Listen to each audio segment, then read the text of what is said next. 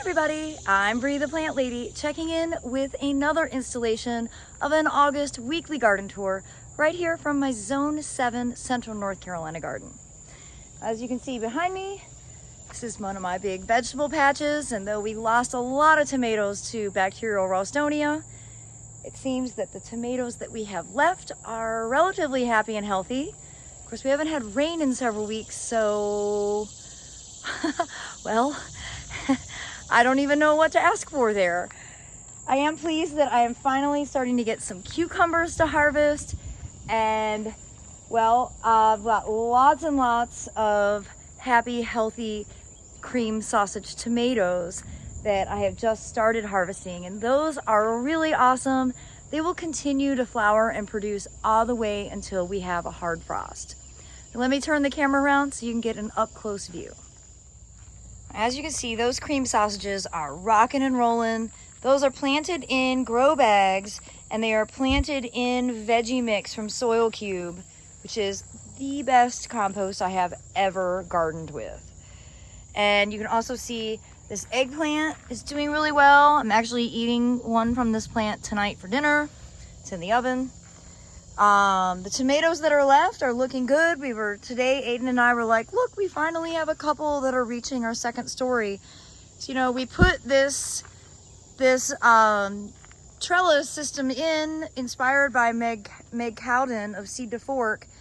And then as soon as we got it installed, all the plants started to die, which was very depressing.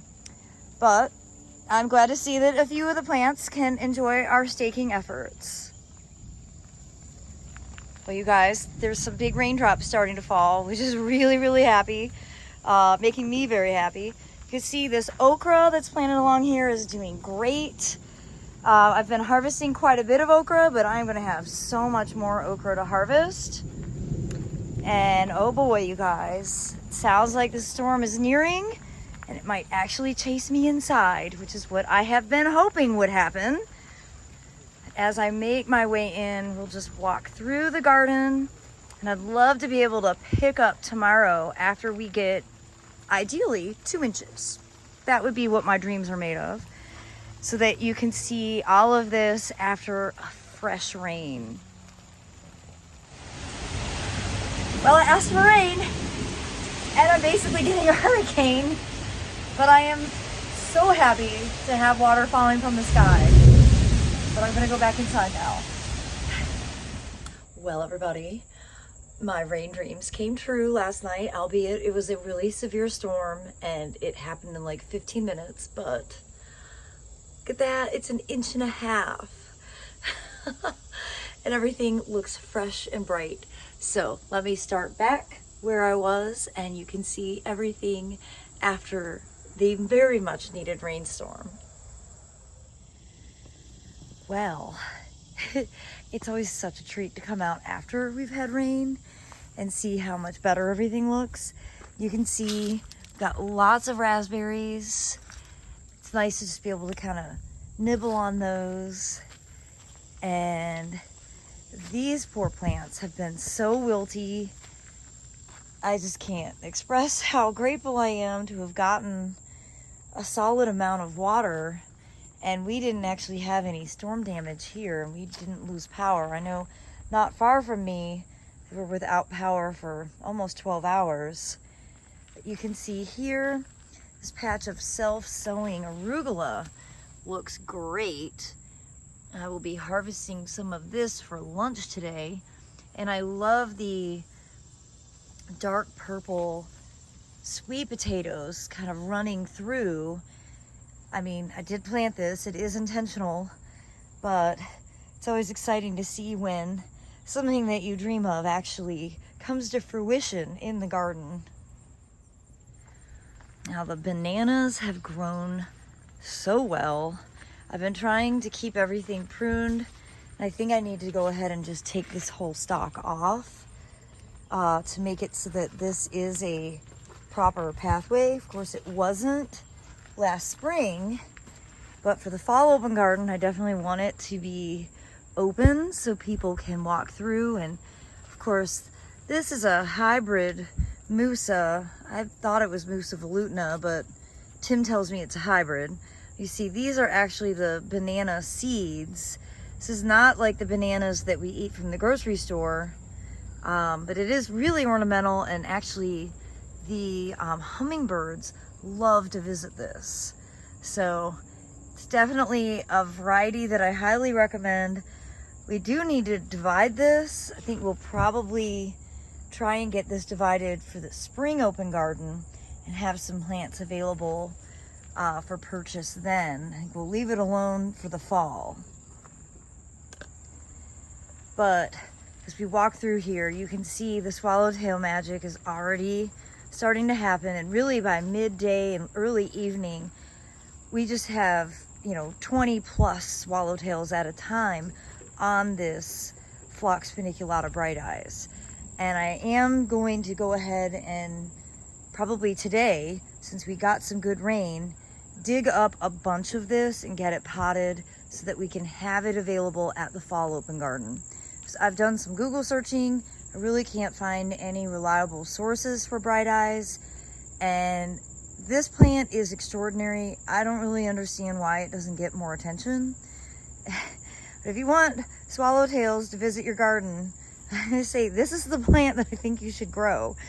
And because there aren't a lot of reliable sources, I'm going to make sure that I have this available for purchase at the fall open garden, which is scheduled for Saturday, September 23rd from noon to 4 p.m. Remember, open gardens are free, no registration, rain or shine. And not only am I going to have some really cool plants available, this is also the prime time to be able to purchase the fall and winter sown cottage garden seeds, which includes poppies, larkspur, nigella, bachelor buttons, lunaria, all the different grains. Emily worked really hard throughout her summer internship to harvest, process, and package all of those seeds, and they will be available for sale at the fall open garden on Saturday, September 23rd. Well, as we make our way along the north property border, first I want to point out how well these mangaves are doing. Since they've been planted in the ground, they've doubled in size. I mean, look at how gorgeous this is. What I love most about it is it's not prickly. I gotta say, mangaves are so much better than real agaves, in my opinion. Everything in here, first of all, really appreciates last night's rainstorm, but also really appreciates having that huge cryptomeria out of here. So we're at 2 weeks since we had the arborist here from Snell Tree Experts, and it's an amazing transformation just in how all of these plants are reacting to having, better exposure. And I think it's going to make a huge difference to all of the plants on the north side of the house as well. It's giving everything more light, makes a world of difference. Now, it is my goal to get these transplanted. This is really not the right place. This Rudbeckia really needs to be in leaner soil, needs to have other plants that will help hold it up. So you can see they're just floppy. Pollinators love this plant. It's definitely a plant that I don't want to waste. I just want to put it in a better spot. And I'm so pleased to see a swallowtail here on this Hydrangea paniculata greenspire that was super wilty yesterday, but looks amazing today after 1.5 inches of rain. And this is the reason I like to grow these panicle hydrangeas that have actual fertile flowers, because you can see that butterfly is actually gathering nectar from this, whereas I get very little pollinator activity on the full flowered varieties like Limelight. Though I love Limelight, this is a much better variety for pollinators because, there's nectar that's available for them to gather. When you see the north side of the house, this is really a winter active flowering border, but I'm so pleased with how well everything has filled in. Really have no open space, no need for mulching over here, which has been my goal for years.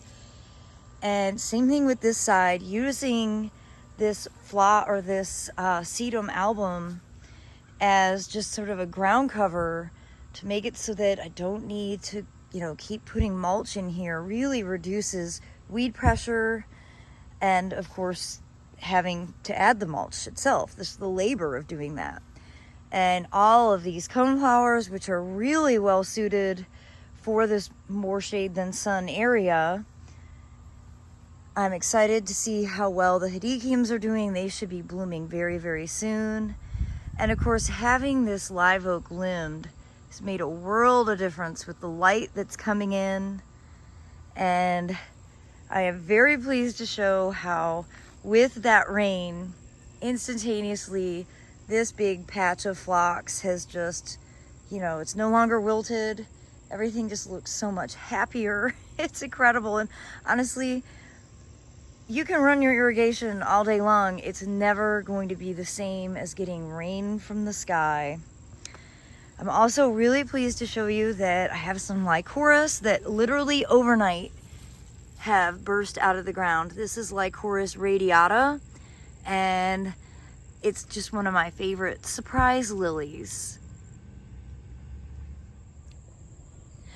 Well, everybody, I'm gonna end this tour here and do one more section that we'll post tomorrow featuring the big beds in the backyard, very specifically all those foodscapes that we planted from seed just over a month ago. So I hope that you will find inspiration from this, and as always, thanks so much for watching. Happy gardening!